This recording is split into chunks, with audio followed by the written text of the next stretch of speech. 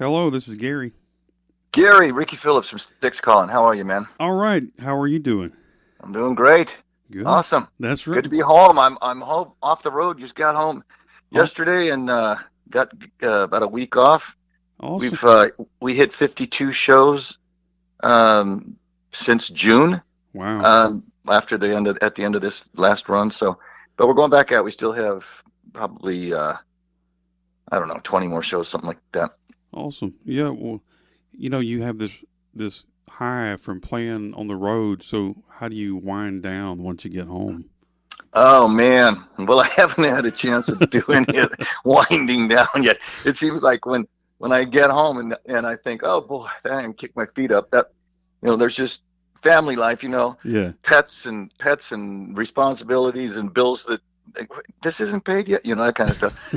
But yeah, it's good. I like to play golf. I'm a Oh. fanatic golfer, and that's kind of my time, my where I can just totally get out there and smack that ball around. And I have some good buddies that I play with, and we have a little dollar a hole bet going on and keeping it fun and Oh. nobody gets hurt too bad. It's cheap, but it's fun. Good challenge. So how good are you at the golf? I'm okay. I have been never been under par, but I've been one off of par golf before a few times. Never quite shot the perfect par score yet, but Hey. I'm generally in the low 80s, I would say, and occasionally I sneak down to a 78 or 79 these days. Hey, that's not too shabby. I'm not going to tell you what I would be. Well, it can be ugly though. There are days that you get out there and golf, so it's Yeah. like you can be just go, who the heck is inside me right now? Who is this person? Yeah. But it's just for me. It's I don't take it as seriously. I did. There was a point when I took it way too Oh serious, yeah. and I'd get upset. I never threw clubs or anything, but I'd get upset. So those days are long gone. I'm just thankful I'm out there smacking that ball around and just hanging with some good guys and going and having a few beverages after and talking about Yeah. our wounds. Hey, there you go. That's what it's all about. Right. Um, well, let's talk a little bit about. Well, I know that Styx has a new album out called "Crash the Crown." That's taken off pretty well, and it sounds awesome, man. I keep listening to it over and over again. It keeps getting better and better every time I listen to it, and Well, it's thank you. just awesome. That's I like that's a great comment. You're the first person that's actually put it that way. And I remember some of my favorite records from Hendrix to the Who to um, listening to my favorite guys like I don't know, John Entwistle and Yeah, Chris Squire and I actually kind of channeled those guys a little bit in spots on this particular record because they were my influences as a kid that were a little more proggy than I mean Jack Bruce. You kind of got it, even though it was more of a blues based palette. Even Jack Bruce was pretty proggy in the way yeah, he approached his playing, pretty aggressive. And Paul McCartney, I always throw in the batch because he's the guy that probably opened the door to me that you don't have to just bang on the root note. You can create the melody that makes right, everybody else sound better. right. And that was a huge plus, I think, in just being lucky and growing up at that time where that was a big influence to me. And I always try to incorporate melody. Um, you can actually change the root note and you can change sort of the weight of the guitar chords by hitting the particular notes, even if they're just a passing tone. And that's what I was able to do. And what made this record really fun was because there was a lot of material that they sent me. We were all kind of in lockdown Right. at the time, and I started working on it and come down. What else am I going to do, right? So I'd come down and uh, just kind of play, mess around, sometimes record myself, sometimes just work things out, and then little doors and would open, and then when you get in, you have a lot. Your arsenal is big. You have a lot to choose from. So if Will would say, you're really kind of getting in the way, I think, of this part of what I'm doing, what I'm playing on the guitar, Tommy's playing on the guitar, whatever was going on, or maybe we're going to put something here. It's not there yet, but can you just stay out of and I've got other things, other places that I can go. Right. I learned that doing sessions in Los Angeles that you don't want to put yourself into a corner. You want to have options. Right. And is that different from, like, say, the way you used to play? I mean, I know you've been with the Babies and Bad English, which I love, by the way. Cool. Which I'm a Journey fan. There's so many Journey tie-ins there, but I love that music. But did your playing style change, like when you went from like those bands to Styx? Did you have to play a certain Um, way? I don't think so, but the material dictates how you're perceived. You mentioned Bad English. I think Bad English is about the only thing I got close to 100%. Bad English, I knew exactly what to play all the time. We were all similar age. Just there were only a couple years between all of us, and we all had that sweet spot of influences that it was just pretty effortless. And I love my performances. Very, very seldom do I love anything I do. I Mm-hmm. think a lot of artists are that way. But I think I got that one right. The Bad English stuff, especially the second records, it's a shame we broke up during the Yeah. making of the second record and it didn't get the airtime or the attention. We kind of almost got shelved. The only benefit we had is that record was released in Europe before we split up, and it got a fair run, and it actually got a song that I wrote with John Waite and a guy named Jesse Harms. Time Stood Still actually went to the top 10 in several countries in Europe, and I think it actually went to number one in it was either Belgium or Holland. Wow. And but I think it was a record that was important because we had the poppy single number one song When I See You Smile on the Right. first record. So it was nice to come up with a little darker record, and I really liked On the Edge. It was just a time, just a really good time, I think, for us to dig a little deeper. And the record company was pretty much leaving us alone. They weren't force feeding us material like they always get scared with a new band when they first signed us. Yeah. Yeah. And so we said, okay, yes, we'll do all these songs. We'll demo them and then we'll beat them, and that's what we ended up doing. Except for When I See You Smile, when Diane Warren came to us with that song, I wasn't really voting yes on it because I Right. didn't think that was the right song for us. But in the end, it did us a lot of good. And John Waite came to me and said, listen, you got to back me up on doing this song because I've had a number one song before, and this is a number one song. I will make this a number one song. Well, he was a man of his word. He Yeah. definitely put the performance on it that took it to number one. And a lot of times, though, when you have a ballad, I think a lot of the fans expect that, and I know the record company's probably saying we need 10 more ballads on the next album, and you're like, I don't want Right? to do it anymore. No, we're not. We don't want to be a ballad band. Right. But nevertheless, but back kind of more to your question is I think that my style hasn't changed so much as I have a pretty good arsenal of ways I can go, and people I've studied. I owe a lot to guys that came before me because I really early learned on what I didn't like and who I didn't really feel like I would get anything from, and then completely immerse myself in players that like the guys I mentioned. And Tim Bogert, I have to throw in there. God bless him. Yeah. He became a friend of mine. He's a lovely guy and an amazing talent. Um, and Chris Squire, I got to tour with him. John Entwistle one time at a NAMM show was kind of getting swarmed and looked up and saw me and acknowledged me.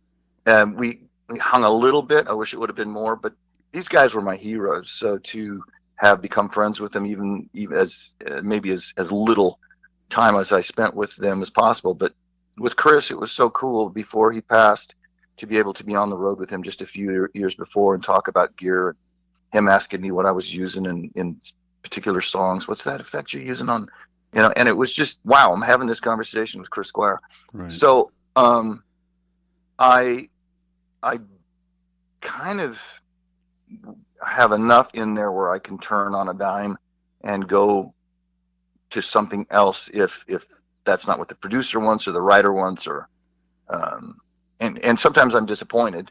I think all of us are, who we know what we think is the best way to go, Yeah. that suits our style, but it might not be the thing the artist wants, or the producer wants. And that's something that Keith Olsen kind of really taught me in Los Angeles when I started doing sessions for him, after meeting him in the Babies and having him produce a couple of our records. I would get the midnight phone call of, "Can you how quick can you get over here? We need you on something." So um, Keith was very, very influential on what the way I looked, and not taking things so personally, that you've just got to be able to be as versatile as possible, because the vision isn't always your vision. Right. It's someone else's you got to climb on board with.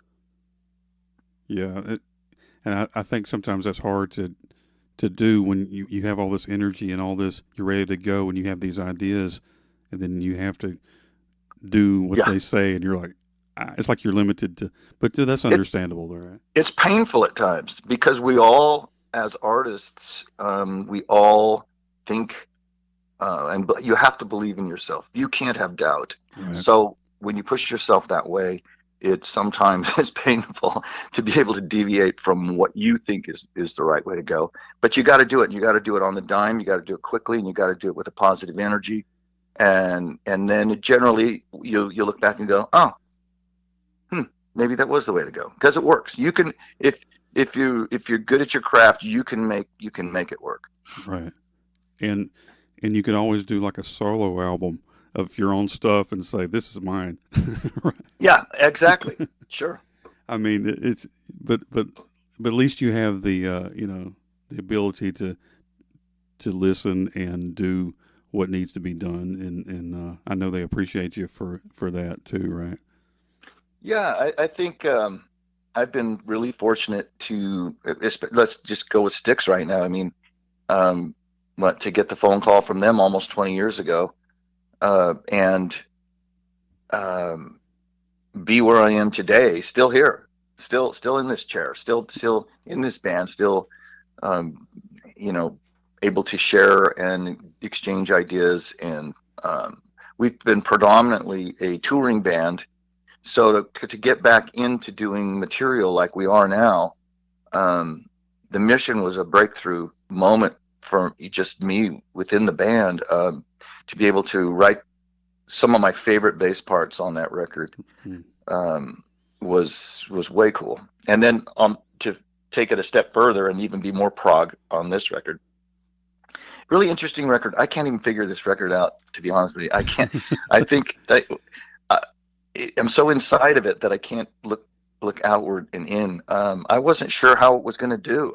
I didn't know it was going to enter Billboard rock chart at #1. I mean, I did not see that coming. Really? Wow. I was so confused as to what it really was. I fell in love with the mission so deeply that, to for this one to be so different in approach, these little short bits of pieces that seemed almost glued together to me. Yeah. I thought, is this working? But it's so meticulously done under the guidance of Will Vankovich, that it seems to just jump to the front of the line with so many people. And I think the Styx melody is still there, and it's just really accelerated the prog side of the band, but not in a. It's not like a music theory class. Yeah. It's done gently to the listener who may not have any idea the mathematics of music. Then they shouldn't. I mean, Right. the average listener should be able to just feel the vibe and go with it, and get lost in it. So that seems to be working.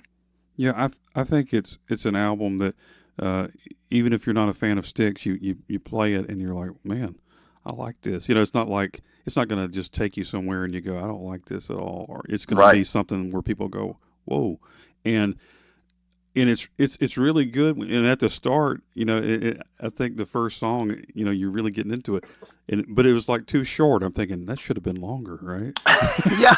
Well, you're not the first person to say that, and I have to agree with you. I think there's a few things like that on this record. But if you think about it, I guess if there's any basis or psychology behind it, it's you definitely want to leave them wanting more. I guess, yeah, You yeah, you don't want them saying, "Oh God, when's this get over?" yeah. Right. Please turn it off. Well, I mean, but like you said, it's just it's leaving them more. It's like you're teasing us with all that, but yeah, but that's a good thing though when people want more and they're and it's right. kind of that may be one of the list of confusions of me about this record in the beginning as I was approaching it. Um, I thought, well, I'm only playing. I just wrote a great bass part, and I only get to play it once. Now we dive into it's, you know, it's multi-layered. The simplicity. There's a lot of complexity within the simplicity, if that makes any Yeah, sense. I know what you're saying. And so, but it's short-lived, and so it's enough to just tease the listener and not wear them out. And that's also where it comes in, where you have to sit back and go, okay, this I'm going to go along for the ride and see what Yeah, happens, right? And yeah. You're in it for the ride, and it isn't wearing you out on the way to the end. so how did y'all record this? As far I know, the pandemic has been a problem with recording, and so how did that Sure. work out and everything? Well, um, it was a bit of a challenge, but we we came up with options. One of them being the ability to now be able to have your studio run by an engineer who is not in your studio with you. Right. So, because we all have our own studios, we were like Todd. All the drums were recorded. They were recorded in Nashville, but performed in Austin, Texas, where both Todd Zuckerman and I live. And so Todd had the ability to go in his studio, which he does lessons. He does all kinds of forums where for various things and companies all around the world. He's all set up to record any kind of anything with his kits that he's got set up in his drum room in his studio.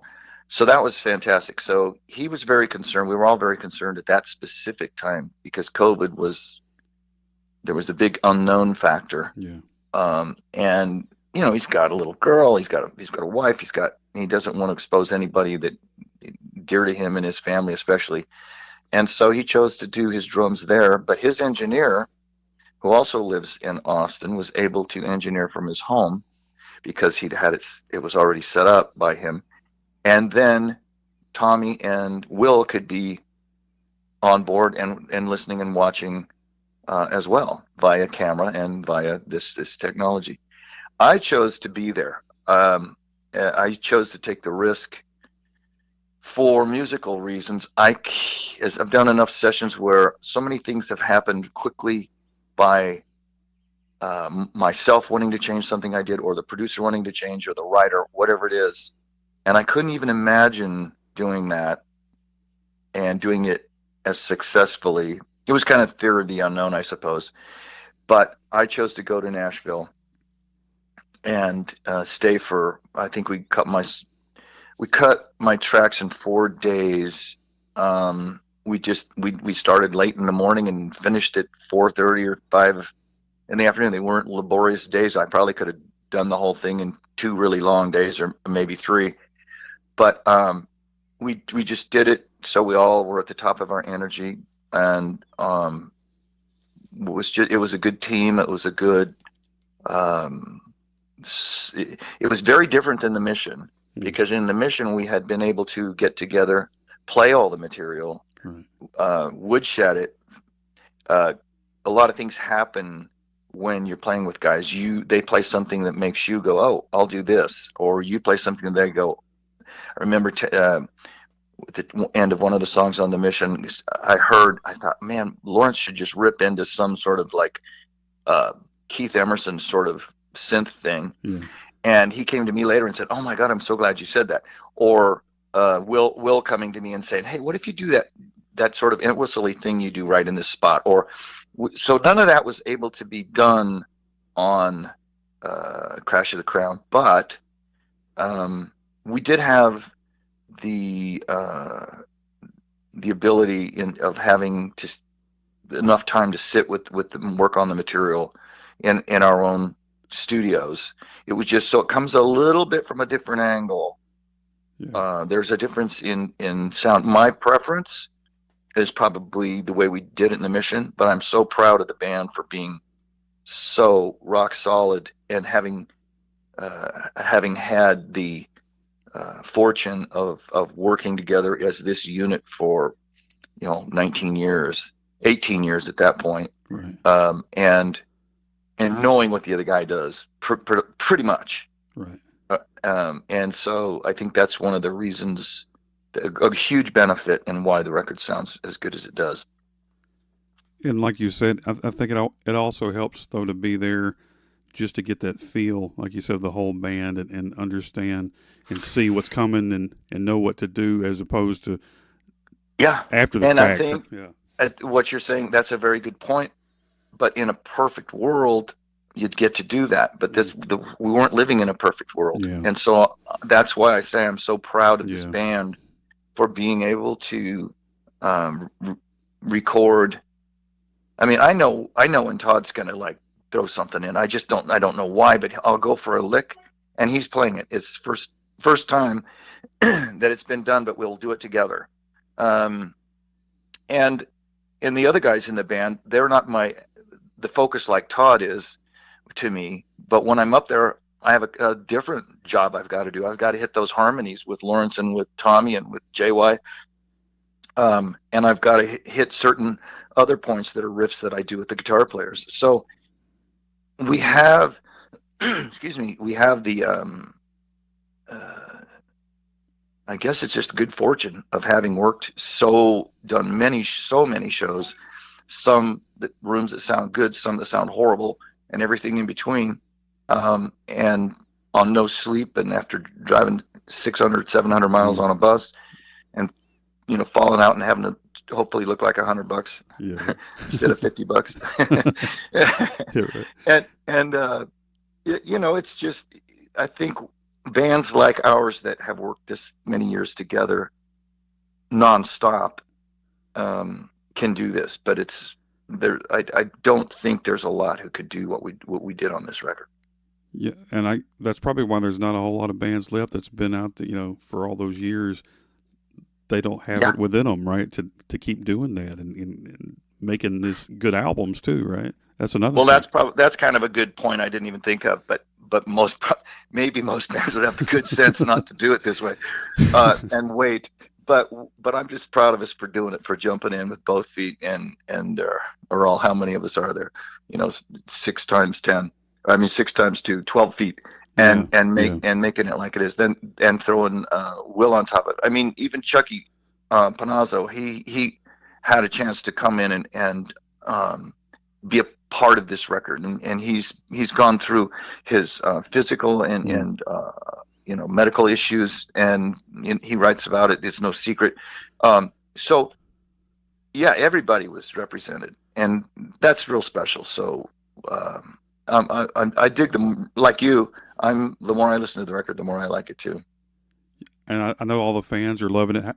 What's the reaction like in the concerts? I know the fans are going crazy for it.